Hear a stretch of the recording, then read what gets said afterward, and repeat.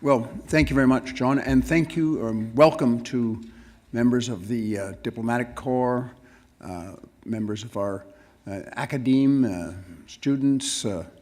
I'm pleased to see some of our members in uniform that we're all so proud of. I was at the Atlantic, I was down in Halifax for the Halifax Forum this weekend. Peter made sure we had lots of Canadian members of the uniform there, and it was wonderful to watch just how respectfully they were greeted by all our allies who were there to participate in those events. I'd also like to draw attention to the presence of Bob Spencer, if he's here. I saw him in the hall. He may not have got into the room yet. Well, that's too bad. Professor Spencer was the president of the Atlantic Council for some 25 years, so I do hope he will be joining us. In fact,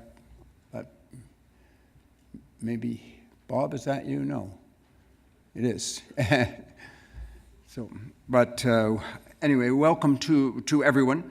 Once again, we have an excellent program put together by John McCann and his team, and we're looking at some of the challenges really that arise out of the new strategic concept. In a way, sort of, I think of what we're trying to do here, we're bridging a little bit between the Lisbon Summit and the Chicago Summit, which will be held, as you know, next year, and where I think the Alliance is going to face some very serious challenges and serious issues. In this conference, like the strategic concept, we're looking at some of what I call the old issues, the familiar issues, transformation and efficiencies, Afghanistan and regional challenges, burden sharing, and then some of the new issues, cyberspace, there's missile defense, there's technology, there's partnership for crisis management. In Halifax on the weekend, Leon Panetta, the Secretary of State for Defense in the United States, was there with John McCain, Senator Udall, and others. And we covered many of the issues that are on our agenda today. I would say that the theme of the Halifax Conference and the challenges facing NATO was positive, but very sobering. America's commitment to the alliance, which, as you know, is absolutely essential for this alliance, remains firm. At least the conversation is firm. As Secretary Panetta said, and I quote, "The transnational threats demand a shared response, and for that, no more important alliance exists than NATO." But the fact of the matter is we're going to have to consider our issues in a somewhat broader context. That broader context presently is largely fiscal. We are entering into an extraordinarily difficult period of fiscal restraint in all of the member countries of NATO. A group of us of the Alliance of the Atlantic Council had an opportunity to travel to Brussels this year, and it was an excellent trip. And if I could put in a plug for those trips, for those of you who haven't gone, this year there was the first time I'd had an opportunity to go. It gave a real in-depth and direct access to people in NATO itself. And at that conference, or at those meetings, over and over and over again, everybody mentioned that there is going to be a shift in focus, or a shift in transformation as we try and face the fiscal challenges that we all will look at us today. And in addition to that, something that came out as a serious issue at the conference in Halifax is a definite shift by the United States from the transatlantic focus to a Pacific focus. Both of these issues will mean big resource consequences for Europe and for NATO.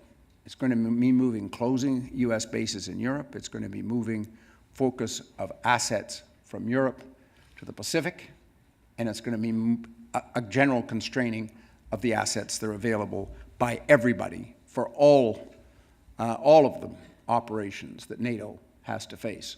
So when we look at the new strategic concept, we have to look at it, it seems to me, in the context of those two factors. If anybody is wondering about that, read this morning's paper, and you'll see that the special Senate and House committee has reported that it has failed in its ability to come back for recommendation. That in itself means that if nothing is done in a year, $600 billion will automatically be cut out of the U.S. defense budget. I don't know what that would do. I could tell you what that would do to the Canadian defense budget, if anybody thinks about it.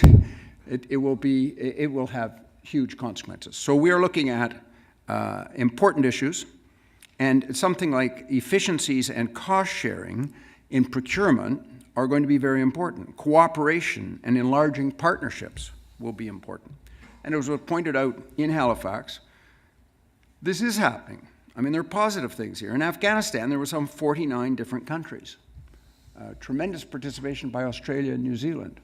And as the Secretary General's office explained in Halifax, this has meant that the alliance itself is changing. These are member countries that contribute troops, or non-member countries that contribute troops. Don't just contribute troops and then be told, here, go and do what you're told. They actually get a seat at the table in planning and shaping and participating in the mission. This is a very different type of NATO. This is a NATO that has become more flexible. This is a NATO that is able to deal with partnerships. Libya was an extraordinary proof of that, as we got Gulf states participating in the mission and actively participating. This is going to be a new way in which we shape the way in which NATO does its business. And again, an issue that we learned when we were on our Brussels trip. We went out to SHAPE and were briefed by the European Union representatives who were able to tell us about the European Defence Force, which is, those of you in the room who are familiar with it will know, in fact, there's not much military to it. There's a great deal of legal,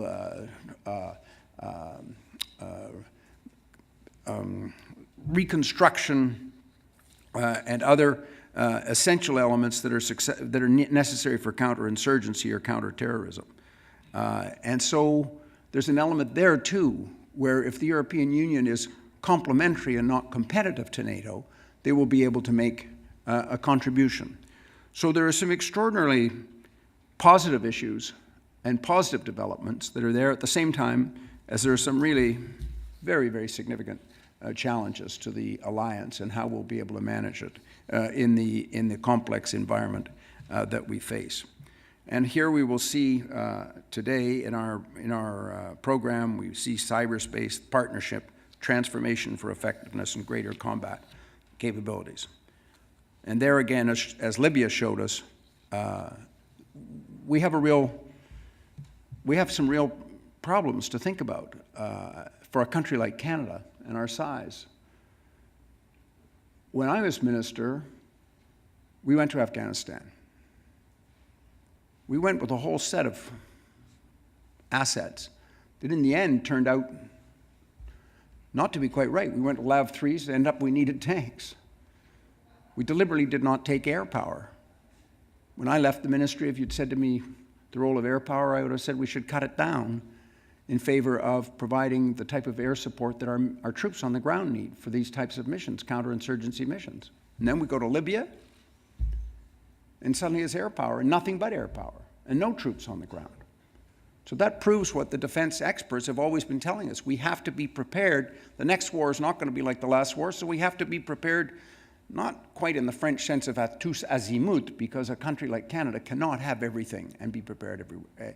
We will always be acting in a multilateral context. That's why NATO is so important for us. But it does mean we have to have a general spectrum of forces able to respond to unforeseen issues. And again, at a time of fiscal restraint, that's going to be very difficult. But I think as we prepare for Chicago, I think Canada is going to go to Chicago with a strong voice, an experienced voice, a credible voice, a voice that is strengthened by our role in Afghanistan and Libya, and one of increased stature and standing in the alliance. And we're fortunate today to have some very excellent and superior presenters to help us think through these issues and share our perspective. And I'm very pleased that the first person who will be sharing his thoughts with us this morning is Chris Alexander, Member of Parliament and Parliamentary Secretary to the Minister of National Defence. Chris's biography is in your materials, but I doubt that at least any of the Canadians in the room would need to look at that biography. We all know what a role Chris played in Afghanistan as our ambassador there. It was my fortune to run into Chris or meet Chris in Moscow when he was a younger, more vigorous, he's still young and vigorous, but he and his, your friend from Ottawa, cut quite a scene in Moscow in those days. And I was very struck by his vitality, and I was very pleased to be part of the decision that asked him to take on the very dangerous and challenging role to be Canada's first ambassador in Afghanistan. And every time I ever visited Afghanistan, every time I ever saw President Karzai, it was always, that ambassador of yours, if we had more people like him around here, this place would be a lot better. He was without a doubt, the favorite of the Afghanistan administration, of all the foreign representatives there. And when he went on to the UN, he remained one of the best recognized and respected personalities by Afghans and foreigners alike. Now he's a member of Parliament. He's an author, written an excellent book. I'll plug it for him because he's not allowed to plug it here himself. He tells me that's the ethics commissioner would get him into trouble. So I will speak and say that it is a good book. There's perhaps an unfortunate dimension in his election in the nature of the party that he represents, but even a perfect person like Chris Alexander cannot be perfect in every respect. But I can give you, ladies and gentlemen, someone who I think is about the most perfect we could possibly get to kick off our conference. Chris, thank you for joining us, and I ask you to take the podium this morning. Thank you.